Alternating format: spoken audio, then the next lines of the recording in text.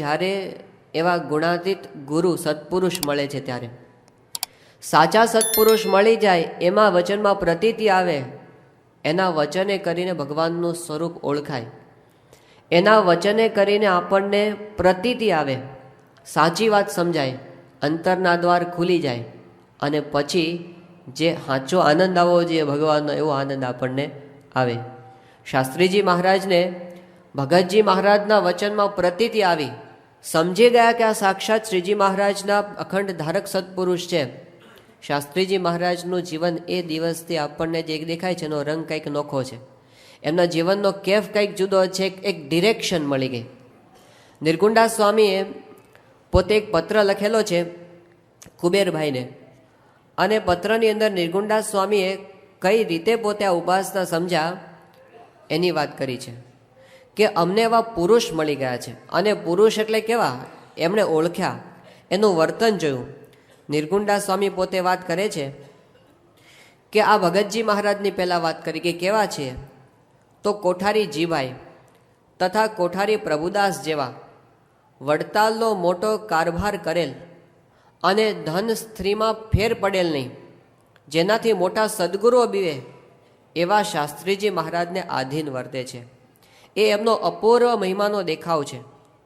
પછી નિર્ગુંડા સ્વામી પોતાની વાત કરે કે અમે શાસ્ત્રીજી મહારાજમાં જોડાયા નહીં, કે અમારા જેવા વિચિત્ર સ્વભાવવાળાને કેવળ દયાએ કરીને સ્વભાવનું પોતે સહન કરી અમને નોરમાં લાવનાર એમની સાધુતાની પરમ સીમા છે. અમારો સ્વભાવ પ્રથમ જેણે જોયો હોય તે જાણે, અમે કેવળ કલ્યાણને માટે વળગ્યા છીએ. અમને નોરમાં લાવી બીજા હજારોને કલ્યાણ કરવામાં મદદરૂપ થઈએ તે માટે દાખલો કરી સ્વભાવ મુકાવી આટલે દરજ્જે લાવ્યા છે. અને પછી કહે છે કે શાસ્ત્રીજી મહારાજની સાધુતા, અપરિમિત ઐશ્વર્ય જેમ જેમ જણાતા ગયા તેમ તેમ અમારા જેવાના ગાત્રો નરમ થતા ગયા, અને સૂર્ય આગળ તારા જેવા ભાસવા લાગ્યા ત્યારે ગુલામ થવાયું. આ નિર્ગુંડા સ્વામી બુદ્ધિશાળી હતા, એ કાંઈ ગમે ત્યાં માથું મૂકી દેવા નહોતા, પણ એમણે શાસ્ત્રીજી મહારાજનું ગુલામપણું સ્વીકાર્યું. શું જોયું એમણે? બસ સાધુતા, અને સાચી સાધુતા દેખાણી એમણે મસ્તક નમાવી દીધું કે આના જેવા સાધુ સંપ્રદાયમાં નથી. પછી પોતે વાત કરે છે કે અમારે તો પ્રથમથી જ મોટા પુરુષની રૂબરૂમાં સહીઓ થઈ ગઈ છે. સહીઓ થઈ ગઈ એટલે ભગતજી મહારાજની હયાતીમાં શાસ્ત્રીજી મહારાજનો સિક્કો લાગી ગયો છે, એમ એમણે વાત કરી કે પ્રથમથી જ મોટા પુરુષની રૂબરૂમાં સહીઓ થઈ ગઈ છે. તે કોટી કલ્પે કાઢવા જઈએ તો પણ નીકળે નહીં, એવો મોટા પુરુષનો મહિમા નજરે દેખેલો હોય. આ કેફ જુઓ, મોટા પુરુષનો મહિમા નજરે દેખેલો હોય. પ્રાગજી ભગત નાડી પ્રાણ સંકેલી ભજનમાં ઉતરતા, સમાધિમાં જતા, બીજાને સમાધિ કરાવતા ને હજારોને સંકલ્પ કઈ પ્રાયશ્ચિત આપતા, તે અમે નજરે જોયું. ને જ્ઞાનમાં હાથીનો હોદ્દો ને ગધેડું જેને સરખું, નિર્માનીપણું, બ્રહ્મચર્ય વ્રતમાં એકા, એવા પુરુષના વચનમાં વિશ્વાસ કેમ ન આવે? એવા પુરુષની કૃપા જેના પર હોય તેના ભાગ્યનો પાર નહીં. પછી કે છે કે સ્વામી જાગા ભક્ત ભેગો 6 મહિના રહ્યો, એમનો મહિમા જીવમાં બેઠો. એ મૂર્તિ સંભાળતા રોમાંચિત ખડા થઈ જાય, આંખોમાં આંસુ પણ આવી જાય. એવા પ્રતાપી પુરુષોએ, હવે એમણે શું કર્યું જુઓ, એવા પ્રતાપી પુરુષોએ અપાર દુઃખો વેઠી મોટા દિગ્ગજો વચ્ચે આ જ્ઞાન પ્રવર્તાવ્યું છે. એવા પુરુષનો વિશ્વાસ કેમ ન આવે? અને કહે છે કે એમણે પરમ એકાંતિક કહીને જેનું પ્રમાણ કર્યું હોય તે અમારા જીવમાંથી મુસલમાન થઈએ તો પણ કેમ નીકળે? શાસ્ત્રીજી મહારાજ જીવમાં પેસી ગયા. કદાચ કોઈક મુસલમાન કરે ને દેહ કરીને તો એ જીવમાંથી નીકળે એમ નથી. આ નિર્ગુંડા સ્વામી સમજીને જોડાણા છે. અને પછી કીધું હવે એમના વચનની અંદર દ્રઢ પ્રતીતિ. તો આપણને પણ મોટામાં મોટી આપણા જીવનની સફળતા તો એ છે કે આપણને એવા પુરુષ મળી ગયા, નહીંતર આખી જિંદગી અથડાઈ મરત ને તોય કાંઈ હાથમાં આવવાનું નહોતું. ગમે તે કરત નહીં, કદાચ આપણને ભગવાન ભજવાની ઈચ્છા થઈ હોત, કદાચ સદાચારી જીવન જીવવાની કદાચ વિચાર આવ્યો હોત, પણ તોય આત્યંતિક કલ્યાણનો માર્ગ અને શુદ્ધ ઉપાસના અને અક્ષર પુરુષોત્તમની વાત અને આ સર્વોપરી જ્ઞાન, આમાં પ્રતીતિ કેમ આવે? એ પુરુષ મળી ગયા એટલે. અને એવા પુરુષ કે જેનું વર્તન એવું છે, જેનું પ્રમાણ, જેમ આમાં વાત કરીને નિર્ગુંડા સ્વામીએ કે અમારે તો મોટા પુરુષની હયાતીમાં સહીઓ થઈ ગઈ છે, એટલે ભગતજી મહારાજની હયાતીમાં શાસ્ત્રીજી મહારાજ પર એમણે સિક્કો મારી દીધો. એમ પ્રમુખ સ્વામી મહારાજનો શું છે, મોટા પુરુષની હયાતીમાં સહીઓ થઈ ગઈ છે. શાસ્ત્રીજી મહારાજ અને યોગીજી મહારાજે એમની હયાતીમાં કહી દીધું છે. અને આ શાસ્ત્રીજી મહારાજના પત્રો, શાસ્ત્રીજી મહારાજ જે હતા ને એવા પુરુષ હતા, કોઈની મોહબતમાં લેવાય નહીં, કોઈની શેહમાં દબાય નહીં. એમને સિદ્ધાંતની બાબતમાં કોઈ દિવસ નમતું મૂક્યું નથી. એ શાસ્ત્રીજી મહારાજ જેની ઉંમર જ્યારે 80-85 વર્ષની થઈ હતી, અને એ વખતે એક 20-22 વર્ષના છોકરાને જે કાગળ લખે છે જોવા જેવો છે. શાસ્ત્રીજી મહારાજ પોતે લખે છે શાસ્ત્રી નારાયણ સ્વરૂપદાસને, એને કહે છે કે આપ મારી સાથે હોત તો કથાનો તથા હેતને લઈને હંમેશા દર્શન સ્પર્શનનો તમારો જોગ રહે, તેથી મને ઘણો સંતોષ છે. તમ પર સ્નેહ અને હેત કુદરતી રહ્યા કરે છે. ભારે પુણ્યના જોરે આ જોગ થઈ ગયો છે ને કુદરતી મારું મન પણ તમારામાં રહ્યા કરે છે. શાસ્ત્રીજી મહારાજ બૃહદ વૈરાગ્યવાન પુરુષ, જેના અંતરમાં મહારાજ છે બીજું કાંઈ ન હોય, એ પુરુષનું મન જેનામાં નિરંતર રહ્યા કરે. કયા એવા પુરુષ કોણ? આપ બુદ્ધિશાળી છો ને પૂરણ સમજો છો કે મારી ઉપર સ્વામીની હેત અને ભાવ છે તેવું બીજામાં નથી. આ શાસ્ત્રીજી મહારાજ કહે છે. કેમ કે મારે સેવા કરવાનો સ્વાર્થ તો નથી, તે તો અત્યારે દરેક ઠેકાણે હરિજનો કરે છે ને સાધુઓમાં પણ દરેકને લાગણી, તેથી અખંડ સેવામાં ઊભા રહે છે. માત્ર તમારા પૂરતો અતિશય દાન પુણ્ય ને શુભ સંસ્કારથી મારે તમારાથી છેટું રહેવું તે ગમતું નથી. આ શાસ્ત્રીજી મહારાજ કોઈને આવું કહે? શાસ્ત્રી મહારાજ કે મને તમારાથી છેટેરો ગમતો નથી, જીવમાં અસંતોષ રહ્યા કરે છે, તેથી ભેગું રહેવાય ને તેમ મનમાં રહ્યા કરે છે. પણ આપને જેમ સમાસ થાય તેમ કરેલ છે. પછી કહે છે કે વિશેષ તમને ભેગા રહેવાનું મને તાન, તો નવી નવી કેટલીક વાતો સત્સંગમાં પ્રસિદ્ધિ થાય. આ સ્વામી મુખ્ય વટ શીખ્યા છે, ભવિષ્યમાં સ્વામીનું નામ અચળ રાખે તેવા છે. તેઓ સૌને આપનો ભાર પડે તે આશીર્વાદ આખા સત્સંગનો મળે. અત્યારે આપણને તેવો પ્રતાપ જણાતો નથી, પણ પ્રહલાદ ને અમરીશ જેવા સર્વે અત્યારે આપણા મંડળની અંદર હરિભક્તો છે. અને ત્યાર પછી શાસ્ત્રીજી મહારાજ કીધું છે કે હવે તમારે સત્સંગનો ભાર સંભાળવાનો છે. એવી વાત પાછળના વચનોમાં લખી છે. પણ શાસ્ત્રીજી મહારાજ છે ને કોઈ દિવસ પુરુષ ઓળખવામાં ભૂલા ન પડે. ભલા ભગતજીને ઓળખવામાં ભૂલા પડી, એને શાસ્ત્રીમાં જ ઓળખી ગયા. અને ભલા જે વખતે પ્રમુખ સ્વામીને ઓળખવામાં ભૂલા પડતા તે વખતે શાસ્ત્રીજી મહારાજ ઓળખી ગયા. તો શાસ્ત્રીજી મહારાજ આટલી વિચક્ષણ બુદ્ધિ પ્રતિભા, શાસ્ત્રીમાં જે વાત કરી છે બીજા એક પત્રની અંદર કે અત્યારે પૂર્વના શુભ સંસ્કારથી નાની ઉંમરમાં આપની પ્રતિષ્ઠા આપના મંડળમાં પહેલા નંબરની થઈ છે, તેમ મારી વૃત્તિ પણ સ્વાભાવિક તમારી પર ઠરે છે. ત્યાં બુદ્ધિવાળા છો અને જાણો છો. તો શાસ્ત્રીજી મહારાજની જેના પર બુદ્ધિ, મોટા પુરુષને હયાતીમાં સહીઓ થઈ ગઈ છે. અને પછી યોગી બાપાએ તો શું બાકી રાખ્યું છે? હર્ષદ કાકાએ 18મી જાન્યુઆરી અને 1971ના દિવસે યોગીજી મહારાજની પાસે બેઠા હતા. એ વખતે હર્ષદભાઈને યોગી બાપા વાત કરી કે હવે આ દેહમાં મહારાજ રાખશે નહીં. એ વખતે હર્ષદભાઈ ગળગળા થઈ ગયા. એમને કીધું સ્વામી તમે જતા રહેશો પછી અમારું શું? એ વખતે યોગીજી મહારાજે કીધું કે આ પ્રમુખ સ્વામી છે ને અમારા કરતાં સવાયું સુખ તમને આપશે. મોટા પુરુષને હયાતીમાં સહીઓ થઈ ગઈ છે.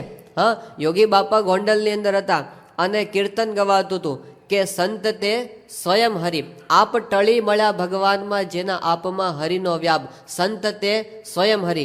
યોગી બાપા કે એવા સંત શિરોમણી કોણ? એટલે એ વખતે હકા બાપાએ કીધું બાપા તમે. એ વખતે યોગી બાપા બોલ્યા એવા સંત શિરોમણી અમારા પ્રમુખ સ્વામી છે. આ મોટા પુરુષને હયાતીમાં સહીઓ થઈ ગઈ છે. ભાદરાની અંદર પ્રતિષ્ઠા ચાલતી હતી અને એ વખતે યોગી બાપા બોલ્યા કે આ છેલ્લું મંદિર છે એની પ્રતિષ્ઠા આપણે કરી લઈએ, હવે પછીના મંદિર છે એની પ્રતિષ્ઠા પ્રમુખ સ્વામી કરશે. મોટા પુરુષને હયાતીમાં સહીઓ થઈ ગઈ. અમદાવાદ મુંબઈની અંદર 48મી જન્મ જયંતિ, એ વખતે યોગી બાબા બોલ્યા શાસ્ત્રીજી મહારાજનો સંકલ્પ પ્રમાણે એમણે કીધું કે 700 સાધુ ભવિષ્યમાં થશે અને એ સંકલ્પ પ્રમુખ સ્વામીના હાથે પૂરો થશે.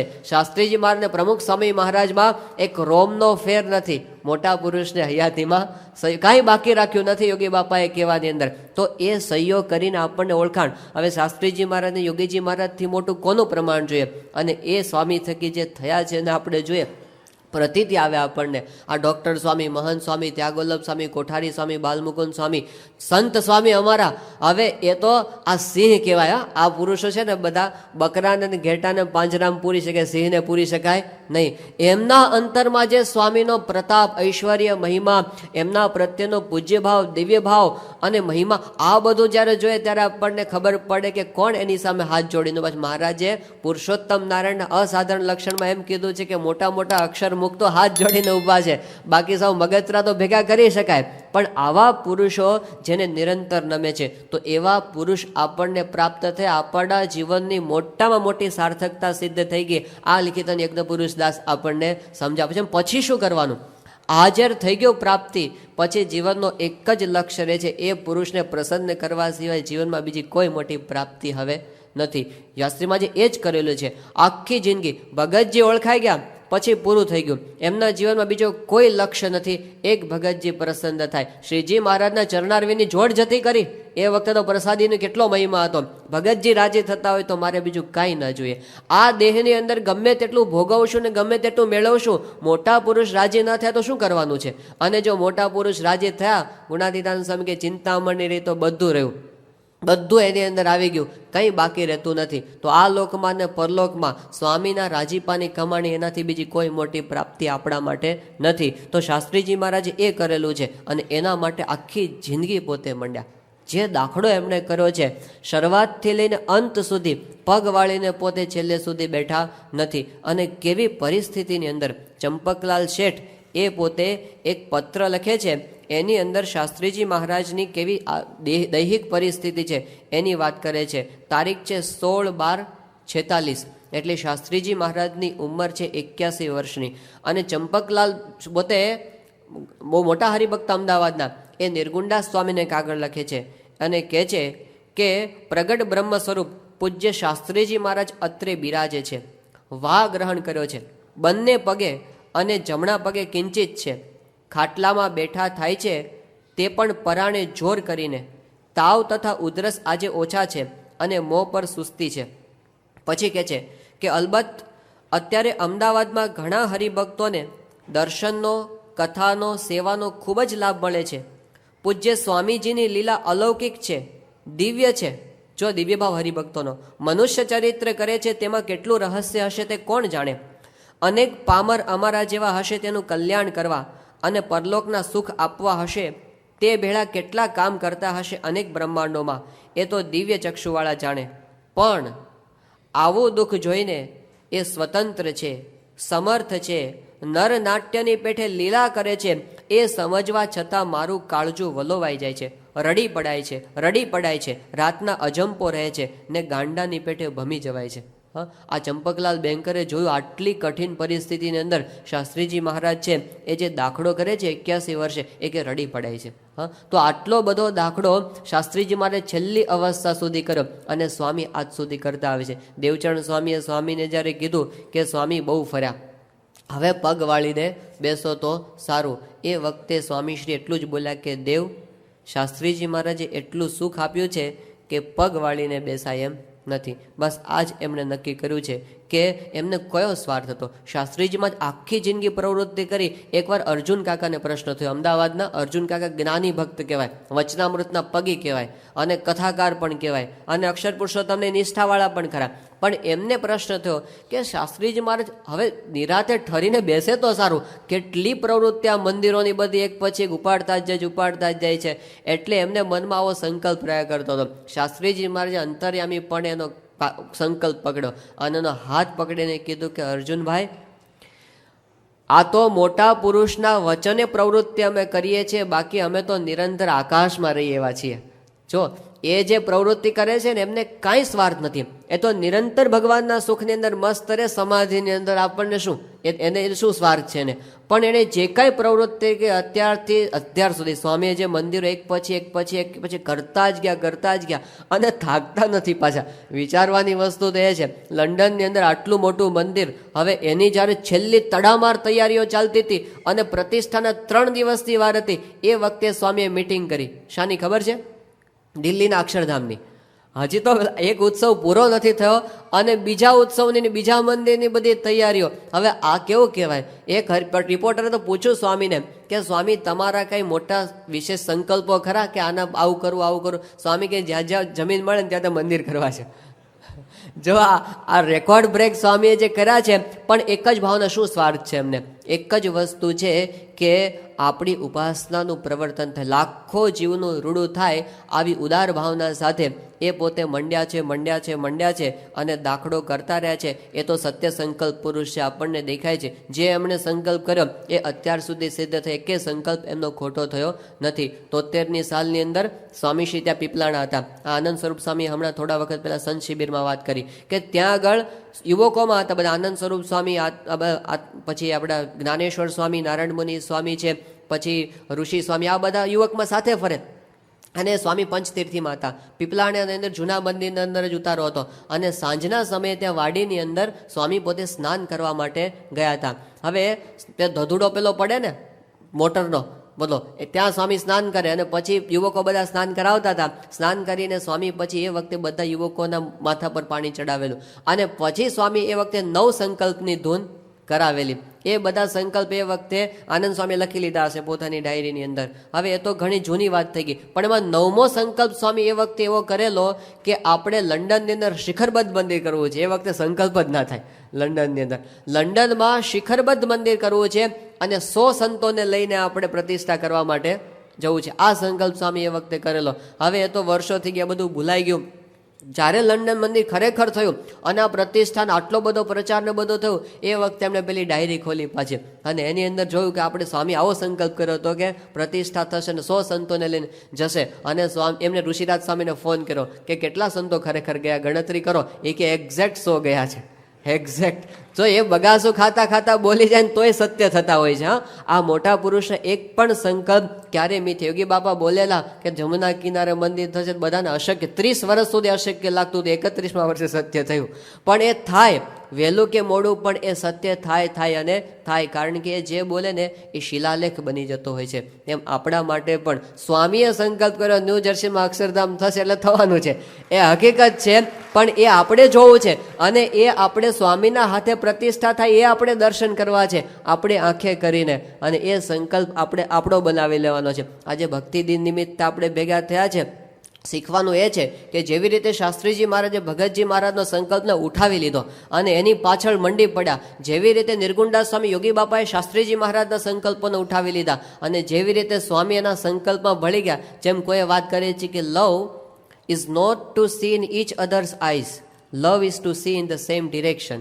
ખાલી એકબીજાની આંખોમાં જોયા કરો એવું નહીં, એની જે ડિરેક્શન આપણી બની જાય, એમનો જે સંકલ્પ છે ને એ આપણો બની જાય. એ આપણે જો કરીને બતાવીએ તો પછી આપણે સ્વામીના ખરા અર્થમાં થયા કહેવાય. તો એમણે આપણી માટે મદાર રાખેલો છે કે તમે આટલું કરીને બતાવો. હવે આપણો વારો આવ્યો પરંપરાની અંદર. જેમ પેલા ઘરડા થાય ડોસા અને પછી એનો છોકરો એને ભારું ના ઉપાડવા દે, એ પોતે ઉપાડ લે કે હવે દાદા તમે બેસો, હવે અમારો વારો આવ્યો છે. એમ સ્વામીએ 82 વર્ષ સુધી બહુ કર્યું અને હજી કરતા રહે છે. પણ એમનું વજન એ ઉપાડવાનો વારો આપણે આવ્યો છે. ત્યારે હવે આપણે પણ એ પરંપરાની અંદર એવી ભક્તિ કરીને બતાવી છે તો એ સ્વામી ખરેખર રાજી થઈ જાય અને એમનો દાખલો છે એ આપણે સફળ કરી શકીએ એવું આજે કરવાનું છે. તો આ પારાયણ પૂર્ણાહુતિ નિમિત્તે આપણે બધા સાથે મળીને એવો સંકલ્પ કરીએ કે આપણાથી એવી ભક્તિ થાય કે આપણને અંતરની અંદર ટાઢું થઈ જાય. પેલું જેમ કીધું છે કે દિવસે ને એવ તત્કુર્યાત યન રાત્રવ સુખમ બસે. દિવસે એવું કામ કરું કે રાત્રે આપણને ટાઢક હોય કે સારું કામ થયું. અષ્ટમાસે ને તત્કુર્યાત યન વર્ષા સુખમ બસે. 8 મહિને એવું કામ કરી લેવું કે પાછળના 4 મહિના નિરાત હોય. પછી કહે છે કે પૂર્વે વયસે તત્કુર્યાત યન વૃદ્ધ સુખમ બસે. જીવનની આગલી અવસ્થામાં એવું કામ કરવું કે જ્યારે ઘરડા થયા ને ત્યારે આપણને નિરાત હોય. અને કહે છે કે યાવત જીવે ને તત્કુર્યાત યન પ્રેત્ય સુખ. જીવન પર્યંત એવું કામ કરી નાખવું કે દેહ મૂક્યા ને ત્યારે આપણને નિરાત હોય. એમ આ દેહ કરીને આપણે એવું કામ કરી શકીએ આપણને નિરાત હોય. યોગી બાપા કહેતા કે 40 વર્ષ સુધી શાસ્ત્રીજી મહારાજ ના જ મનનું ધાર્યું કર્યું છે, પણ આપણા મનનું ધાર્યું કર્યું નથી. તે સ્વામી અતિશય રાજી થયા છે અને દર્શન દે છે અને સુખ આવે છે. આ પ્રતીતિનો રણકાર આપણા અંતરમાંથી આવે કે આપણે સ્વામીના મનનું ધાર્યું બધું જ કર્યું છે, આપણા મનનું ધાર્યું મૂકીને પણ એમનું ધાર્યું કર્યું છે. તો એ આપણી ભક્તિનો આપણને આનંદ જીવનની અંત અવસ્થા સુધી દેહ મૂક્યા પછી પણ આપણી સાથે રહેશે. તો આવા મહાન પુરુષોની ગાથાઓ આપણી સામે છે, જેની દુનિયામાં તો કલ્પના થઈ શકે એમ નથી. આમ આખી દુનિયામાં એવો એક પુરુષ મળે, શાસ્ત્રીજી મહારાજ 85 વર્ષની ઉંમરે એવું બોલેલા છે કે મેં મારા જીવનમાં એક પણ કામ એવું કર્યું નથી કે મારે પસ્તાવવું પડે. હવે આવું મળે 85 વર્ષ સુધી એક પણ વખત, માણસ દિવસમાં 50 વખત પસ્તાતો હોય છે કે આ ખોટું થઈ ગયું, આ ખોટું, નાની નાની બાબતમાં. 85 વર્ષ સુધી એક પણ વખત જે પુરુષ પસ્તાળો નથી, એ આપણી પરંપરા છે. યોગી બાપાએ 79 વર્ષની ઉંમરે કે જિંદગીમાં મૂંઝવણ થઈ. મૂંઝવણ ક્યારે? યોગી બાપા કે જિંદગીમાં નહીં. જેને 79 વર્ષ સુધી મૂંઝવણ નથી થઈ, એ પરંપરાની અંદર આપણે છીએ. પ્રમુખ સ્વામી મહારાજ, એમને પૂછ્યું કે તમને ક્યારે અફસોસ થયેલો? સ્વામી કે અફસોસ શાનો? કેટલા અફસોસમાં લોકો જીવતા હોય છે. તો જીવનમાં જેને અફસોસ ન થયો હોય, મૂંઝવણ ન થઈ હોય અને ક્યારે પસ્તાવો ન થયો હોય, એ કઈ કક્ષાનું એમનું જીવન હશે? એ ઉચ્ચ પરંપરા આપણને પ્રાપ્ત થઈ છે. તો આપણે પણ એમના જીવનમાંથી ગુરુ ઋણ ચૂકવવાની પરંપરા શીખવાની છે. ગુરુ ઋણની પરંપરા તો હાલતી જ આવે છે, પણ એમણે જે રીતે પોતાના ગુરુને પ્રસન્ન કરીને બતાવ્યા છે, મારા સ્વામીના ચરણોમાં પ્રાર્થના કરીએ કે એવી અપાર પ્રસન્નતા પ્રાપ્ત કરવાની આપણને પણ એવી ભક્તિની શ્રદ્ધા પ્રાપ્ત થાય, એવી એમના ચરણોમાં પુનઃ પ્રાર્થના. સહજાનંદ સ્વામી મહારાજની